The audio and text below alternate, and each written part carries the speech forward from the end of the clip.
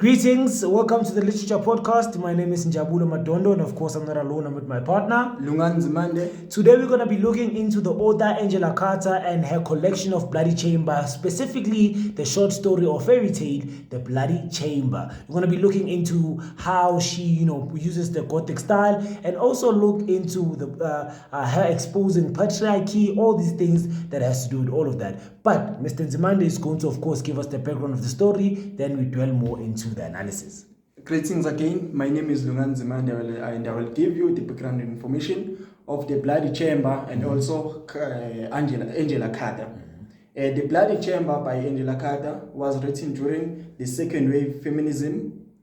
Carter was a British writer celebrated for her feminist work, reimagining traditional myth and also fairy tales.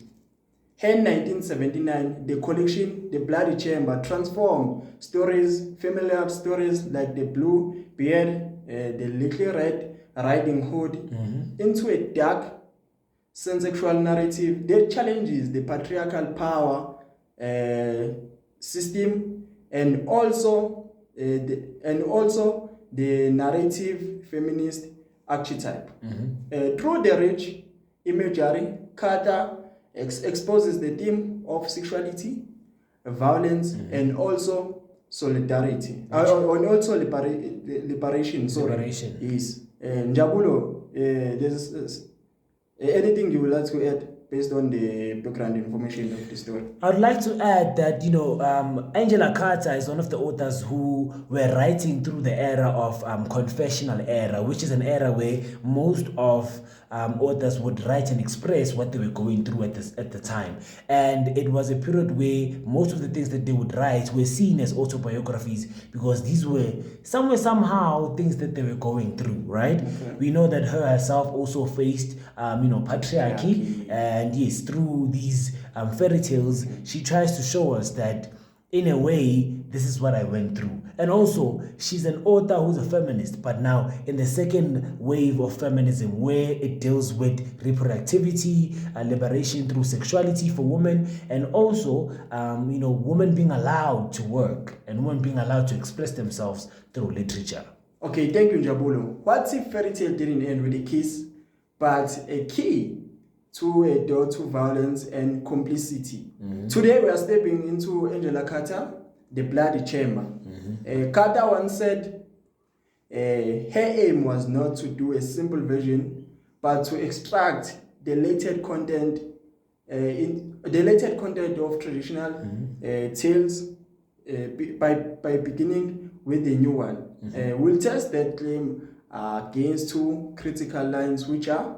Of course, we have to look into the analysis of how Carter exposes these men, right, in these fairy tales, these elite men who exploit, control, and also, lure these young women with their wealth and what they have, right? And also we're going to look into how she exposes these men through the Gothic style, these elite men who they're horrific and all the, seductive tendencies that they have, right? But also touching into, touching into how the fantasy is not the problem. The fantasy or romance or fairy tale is not the problem, but the individual is the problem. Now, let's look into your part, right? Which is where you're going to be exposing how these elite men, in a way, lure, control, and exploit young women. Okay, from the first page, Carter attracts us with the ephemeral fairy tale romance. The narrator moves from Paris to marry the rich man, which is the Marquis. The Marquis, yes. The Marquis, okay? This marriage seems like a dream come true to the narrator. But from the beginning, there were some worries, and I will quote from the book to support what I just said. Yes. Into this marriage, into exile, I sensed it. I knew it that henceforth I must always be alone. This is not a Cinderella castle. Yeah. This castle, this is a castle where people died, especially women. It is a country yard. It is a sparked gate, beautiful and also distant and closed. The Marquis uses castle fantasy, a marriage plot, to hide this Gothic truth of his desire to control and consume his wife. by using the rabbit joker Yes. to control the narrative As a symbol. Yes. The interest of these fairy tales turns into a harsh shocking, the point at which the happily ever after falls apart. Over to you, Njabulo. Look, man, like we said, the culture of fairy tale is, of course, a happy ending and also showing that marriage is all about love and everything, right? But now, through this facade, or rather facade, that most wealthy men during those times would hide under and not show their sadistic tendencies, not show their monstrous side. Now Carter uses this fairy tale to expose all these men and to expose their horrific secrets, right? We see that she challenges patriarchal and, of course, paternalistic structures by making sure that she highlights or makes the heroine as a narrator, number one. Yes. And also, she exposes how the fantasy is not the problem, but the individual, which is the Maquis, who has the sadistic tendencies, seeking gratification from killing young women who are vulnerable, right? And also, I want to also quote and how she, which is the same quote that you also spoke about, how she turns this whole culture of fairy tale into a love and romance thing, but shows that man, in a way, imprison woman, right?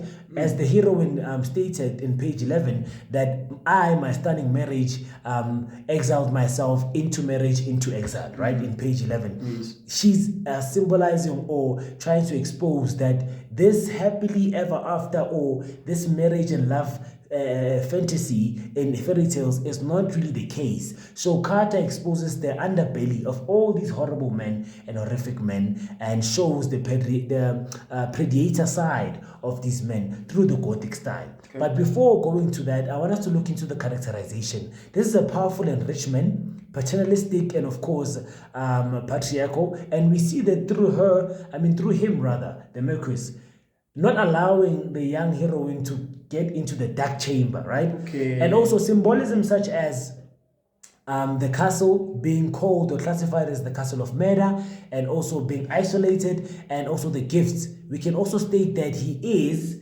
manipulated, right? And also the rabbit choker. The rabbit choker, the chamber, the mirrors, they symbolize that the problem doesn't lie within romance and fantasy, but the problem is, of course, the Marquis, right? Okay. And also, I want us to look into how Carter uses the Marquis as the Gothic villain, the Gothic monster, right? Okay. Through symbolisms that we stated as the dark room, the of course the lilies, the choker, and all these things. He is exposing all the darkness and evilness of this man, right? Not saying that the problem or the enemy is fantasy, but the problem lies within these elite men who seek gratification from killing. As we see that the young heroine, of course, gets to see by opening up, because all of these things started with curiosity. Yes. Opening up, she then sees this dead three wives, or previous wives, which